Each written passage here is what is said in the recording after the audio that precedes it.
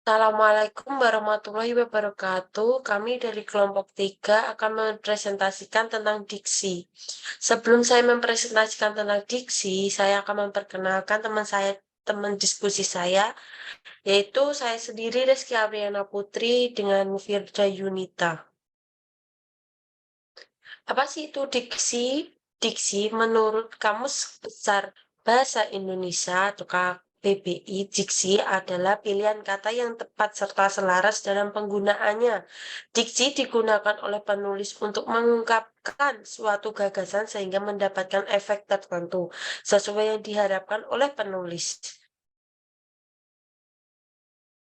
Pengertian diksi menurut para ahli, Goris Keraf berpendapat bahwa diksi terbagi menjadi dua, yaitu pilihan kata atau tentang pengertian kata yang digunakan untuk menyampaikan suatu gagasan, pengungkapan yang tepat, serta gaya penyampaian yang lebih baik dan sesuai dengan situasi.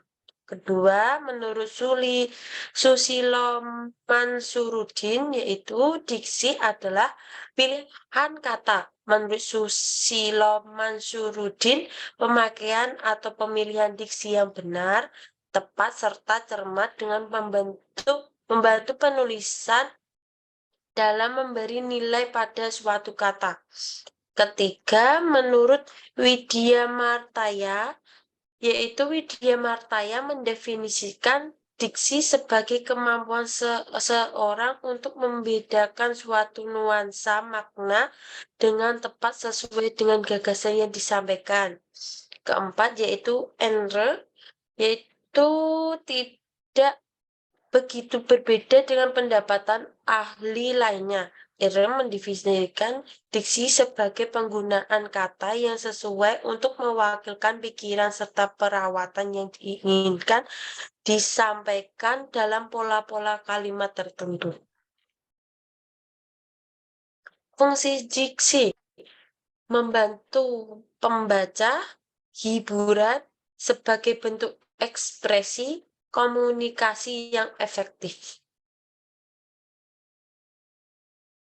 Tujuan diksi yaitu tujuan penggunaan diksi adalah untuk memperoleh keindahan agar dapat menambah daya ekspresivitas. Sebuah kata tentu saja akan lebih jelas mengekspresikan gagasan penulisan apabila kata yang digunakan tepat, cermat, dan sesuai. Diksi digunakan untuk menghaluskan kata atau kalimat agar terasa lebih indah.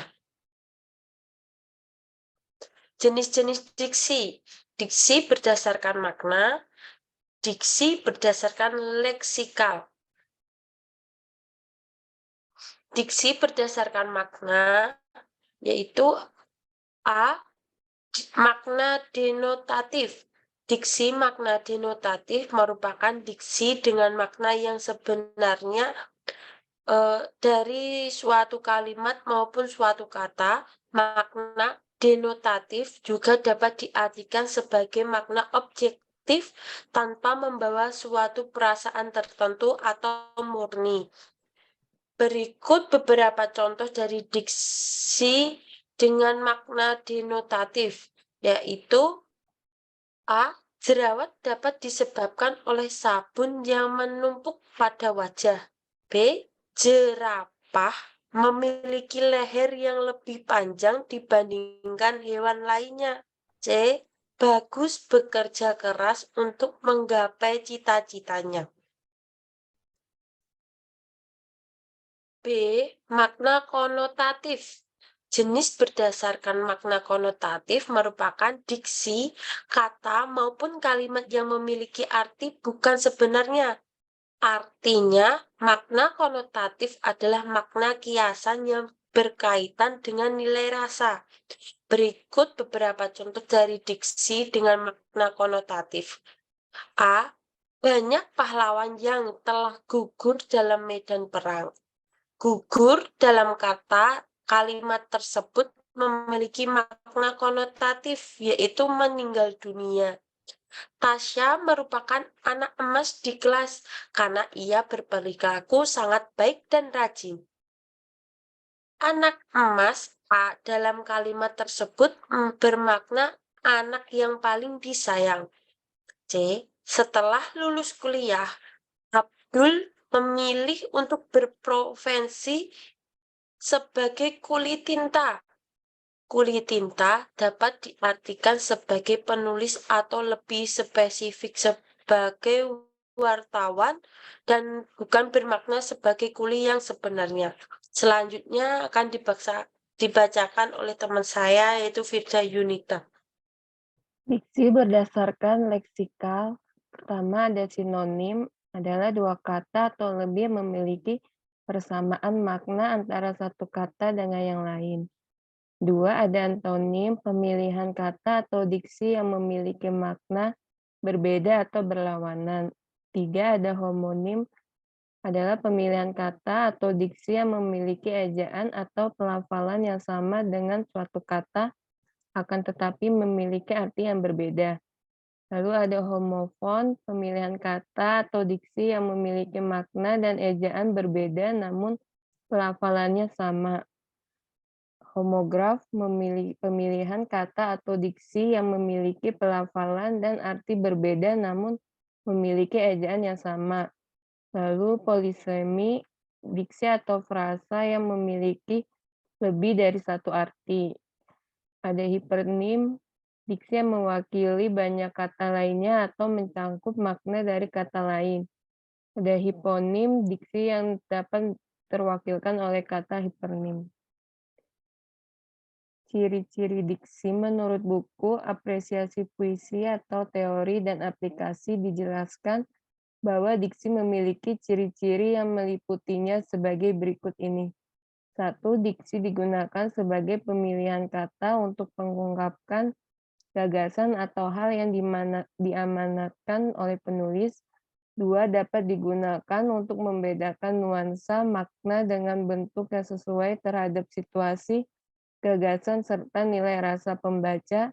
3. Menggunakan perbendaharaan kata yang didapatkan oleh masyarakat, bahasa yang digunakan untuk menggerakkan atau memberdayakan kekayaan menjadi suatu kata yang jelas.